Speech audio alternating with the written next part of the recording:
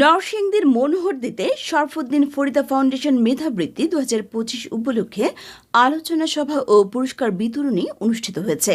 মোহাইমিনুল ইসলাম শুভর তথ্যচিত্রে দেখুন বিস্তারিত। বৃহস্পতিবার সকালে উপজেলার হাতির দিয়া 10 দোনা ইসলামিয়া ফাজিল ডিগ্রি মাদ্রাসা মাঠে শরফুদ্দীন ফরিদা ফাউন্ডেশনের উদ্যোগে ও 10 দোনা ইসলামিয়া ফাজিল ডিগ্রি মাদ্রাসার সার্বিক ব্যবস্থাপনায় এই অনুষ্ঠান অনুষ্ঠিত হয়।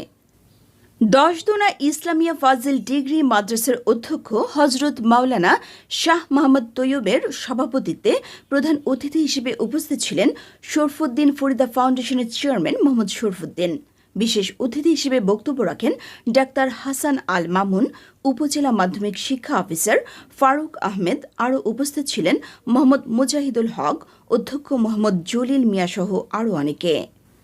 আলোচনা সভা শেষে মেধাবৃত্তি পরীক্ষায় উত্তীর্ণ শিক্ষার্থীদের হাতে সনদপত্র ও বৃত্তির অর্থ তুলে দেওয়া হয়।